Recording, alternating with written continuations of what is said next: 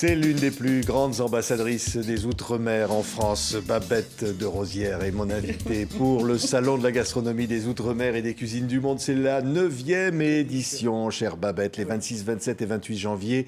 Donc à partir de demain, à la porte de Versailles à Paris, ça veut dire que la gastronomie des Outre-mer va montrer quel visage? Un très très beau visage. Moi, je ne sais pas si j'ai un beau visage, mais en tout cas, le salon, ça va être magnifique. D'ailleurs, ça a beaucoup changé. Et au niveau de l'esthétique, parce que je pense que cette année, mon architecte d'intérieur, il a mis le paquet. Donc, dès qu'on va rentrer dans ce salon, on sera transporté dans un autre univers. On sera vraiment dans l'art de vivre aux Caraïbes, parce que c'est le thème du salon. Oui, oui. Et puis, il y aura des épices un peu partout. Tout est coloré dans les tons chauds, de l'orange et du rouge, etc. Et puis, il y aura énormément de personnes dans ce salon, parce que cette année, on a fait des villages. Il y a le village de l'Outre-mer, il y a le village asiatique, il y a le village africain. Je me dévoile là. Il y a aussi l'espace chef, l'espace marmaille, le podium. Il y a même un espace de débat où on va parler de la cuisine pour bien expliquer aux gens ce que c'est que notre culture. Parce que je crois qu'ils ne savent pas très bien ce que c'est que l'Outre-mer. Oui, là, ce n'est pas que la cuisine. Il n'y a pas, non, Oui. que la cuisine des Outre-mer et la cuisine du monde. Mais si tu regardes bien, la cuisine, par exemple, des Indes, on a les mêmes produits. Les Outre-mer, c'est tout ce qui est Outre-mer. Tu comprends? Donc, on a les mêmes produits, on les utilise. Et ça fait un salon extraordinaire et de beauté et de tout ce qu'on va boire et qu'on va manger. Oui. Il y aura tout ce qui se boit, tout ce qui se mange, mais tout ce qui se fait de mieux partout au niveau de la nourriture. Et un brin d'honneur que je fais ça. Parce que d'autant que j'ai demandé d'apporter des créations pour mettre en valeur l'innovation. Parce que j'ai remarqué qu'il y a beaucoup de jeunes qui sont dans la cuisine et qui font des recherches et qui transforment des choses comme je n'ai jamais vu. Donc, c'est pour ça que je fais un prix de l'innovation pour montrer justement aux acheteurs qui seront sur le salon, voilà ce dont on est capable. Oui. On n'est pas capable que de danser, on fait des choses. Oui, oui, ça, on va en reparler, Babette. Mais regardez, on a une petite présentation de ce 9e Salon de la gastronomie C'est des vrai Outre-mer et des cuisines du monde. Regardez. Alors, comment ça se présente, le salon? 9e édition et la Martinique va être à l'honneur. Ça va être vraiment extraordinaire. Des animations haut en couleur, des artisans que nous avons découverts pour votre plus grand bonheur. On a l'espace chef, on a l'espace marmaille, on a aussi le podium d'animation qui représente les 9 territoires. Ça va être au top. On prépare quelque chose aux petits oignons. Attention, on dévoile pas tout. Pour les entrepreneurs, le trophée de l'innovation. Il va y avoir des nouvelles tendances qui vont se découvrir. La Martinique regorge de talents et venez nous rejoindre. Alors rendez-vous le 26, 27, 28 janvier 2024 À la porte de Versailles, hall 5A. C'est clair, hein, c'est à partir de demain, Babette, ce grand rendez-vous. J'ai hâte Hein. d'y être, d'ailleurs, j'ai hâte. Oui. J'ai hâte parce qu'on attend énormément de personnes. Nous avons déjà 140 exposants. On attend plus de 50 000 personnes. Et puis, en plus de ça, il y a une originalité que je ne vais pas dévoiler. Les gens qui ont l'habitude de voir le salon, quand ils vont rentrer, ils vont être émerveillés.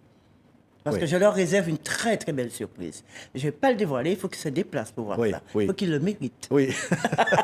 Mais on vous connaît, Babette de Rosière, comme ça, battante. Ah oui. Hein, il y a quelque chose qui Je vous lâche rien, pousse. Oui. C'est quoi derrière? C'est l'outre-mer, c'est l'envie de Ah. dire ces cultures-là devraient avoir plus de place. Je vais te dire, quand je suis arrivée la première fois à Paris, c'est là que j'ai compris la valeur des Outre-mer.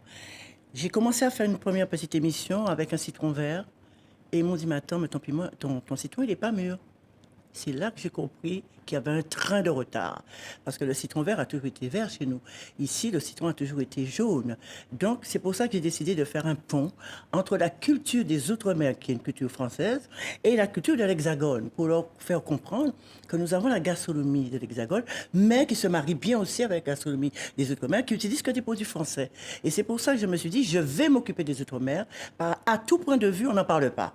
Oui. Ni de sa culture, ni de... On n'en parle pas assez On en n'en parle France, pas c'est ça assez. que vous dites. On ne parle pas du Oui. tout. Est-ce que tu entends là parler des Outre-mer?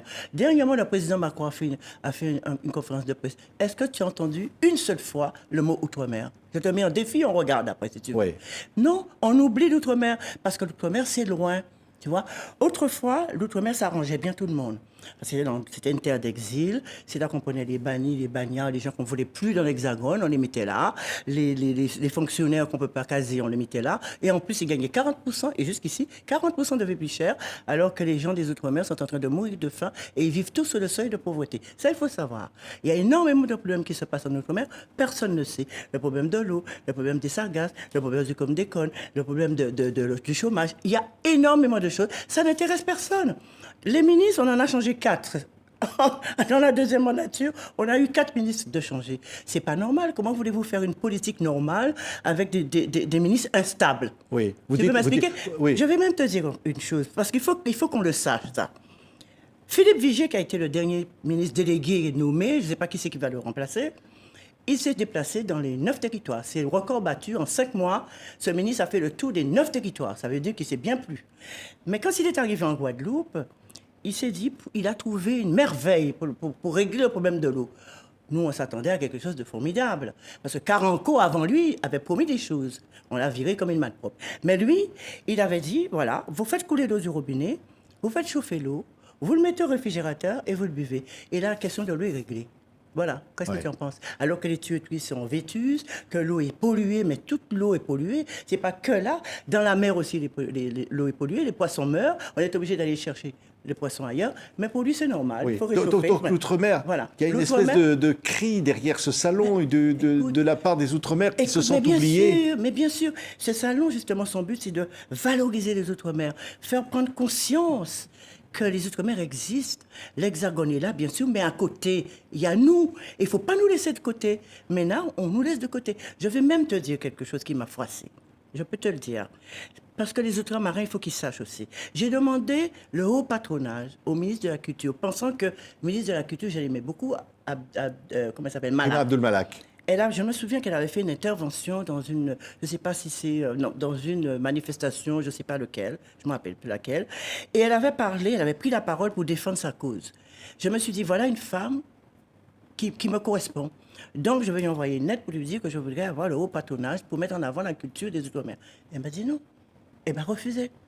Avec un motif complètement débile, elle a refusé. Et ça, je ne comprends pas. Oui, là, il y a une nouvelle ministre maintenant. Oui, elle a une nouvelle ministre, heureusement. Oui. Heureusement, vous attendez plus. J'attends beaucoup d'elle.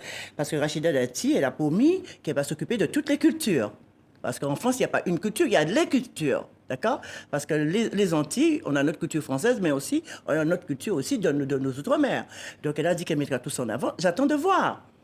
Moi, j'attends de voir, parce qu'il y a beaucoup de choses. Vous lui faites plutôt confiance? Je fais plutôt confiance, parce que je sens que quand elle dit quelque chose, elle le fait. Rachida, c'est comme ça. Oui.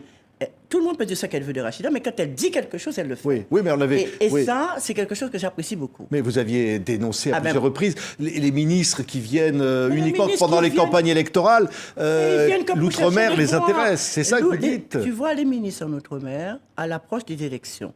Alors, tout le monde, il est beau, tout le monde, il est merveilleux, parce qu'ils comptent le nombre de voix qui vont... Il y a 5% de voix à prendre en Outre-mer. Donc, ils viennent en Outre-mer, mais après, dès qu'ils sont élus, ils ont leur trapoté avec leur ronde serviette, ils ne connaissent plus l'Outre-mer.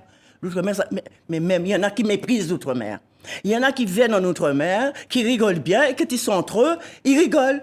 Quand ils voient les gens danser, ils rigolent. C'est pour ça que je dis aux gens des Outre-mer qui m'écoutent, ne dansez plus devant ces gens-là quand ils viennent chez vous.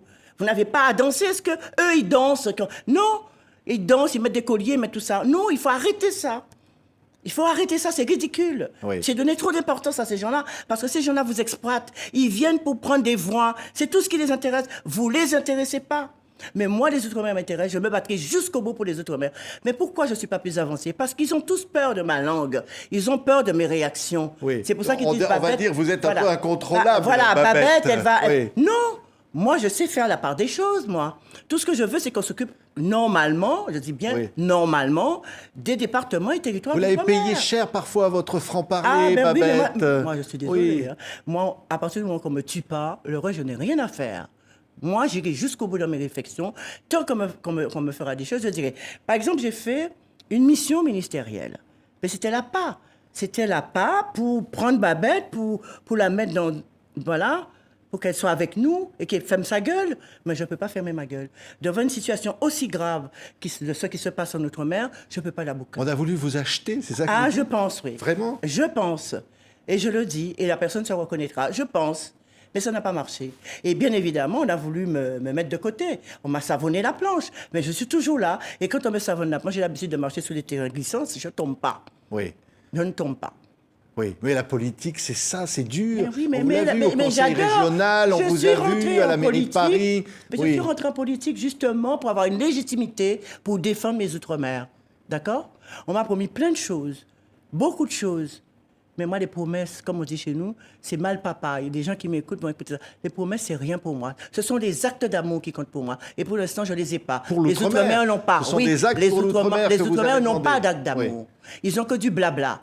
Les gens qui passent chez nous, c'est que pour raconter des blabla, pour essayer de passer la bosse à reluire. Mais nous, on s'en fiche de la bosse à reluire. Ça ne nous intéresse pas. Nous, on veut qu'on nous considère comme des vrais Français. On a envie qu'on prenne nos problèmes à bras le corps, parce qu'il y a plein de problèmes en Outre-mer, et j'ai envie qu'on les traite. Voilà. Oui. C'est simplement ce que je demande.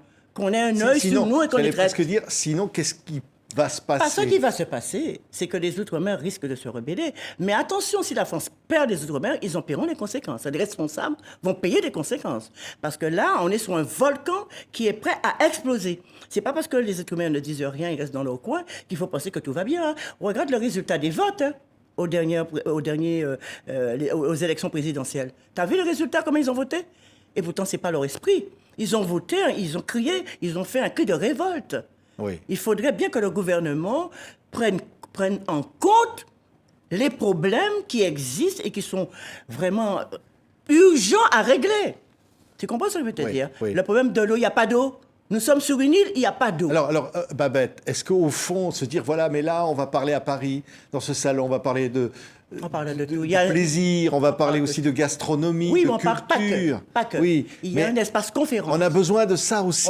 J'ai mis un espace conférence où j'ai pris un philosophe qui va parler de tous ces problèmes qui existent en Outre-mer.